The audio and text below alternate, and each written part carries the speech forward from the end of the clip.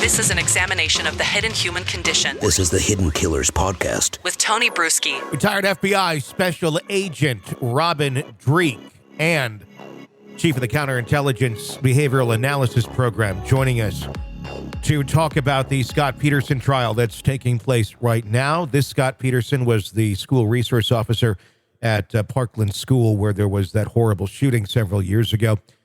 He's being tried right now for not following the protocol in what you do in an active shooter situation. He did not enter the building and go after anyone. He's made many claims as to he was confused as to where things were going on at. The video really does show him just literally standing outside the building, though, and not going in.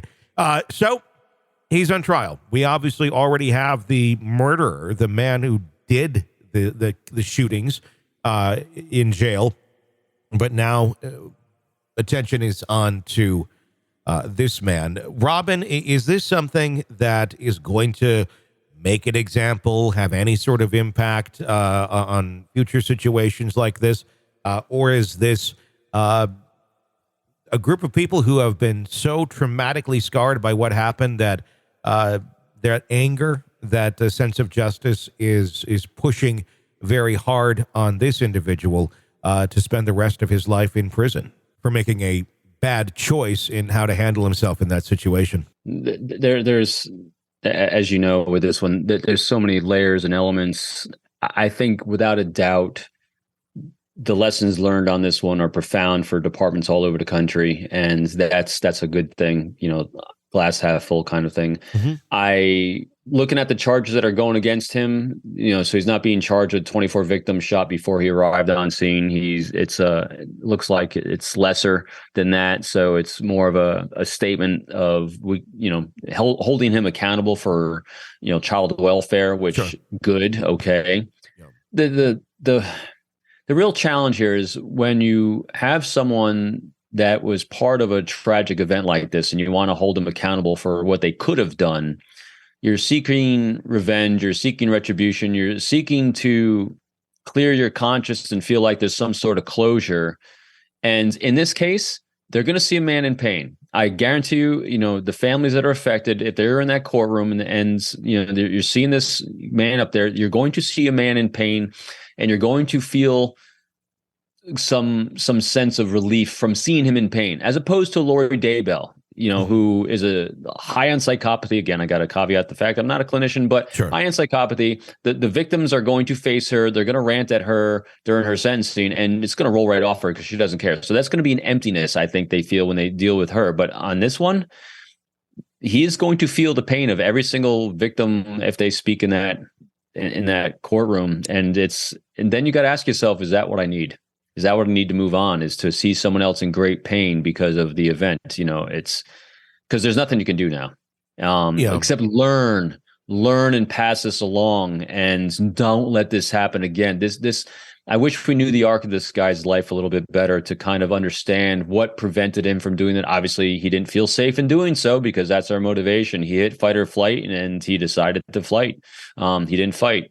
And the why behind that is something only he can answer. And it's, there's no right answers on this one.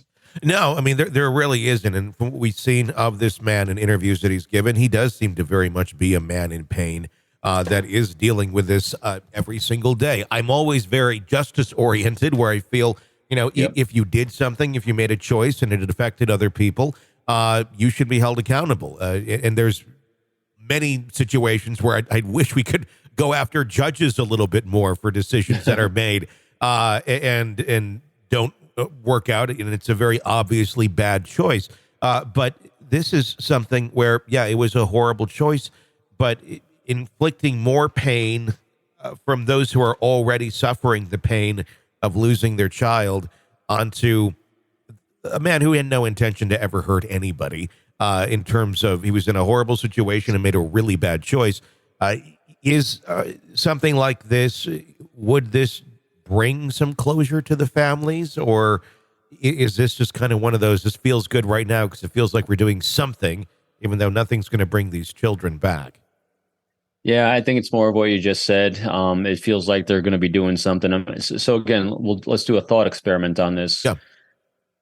So a lot of times when you want to voice your grievance against someone, the reason we voice our grievances and the pain we have is so they understand our pain and they can feel that pain because we don't think they understand it. Okay.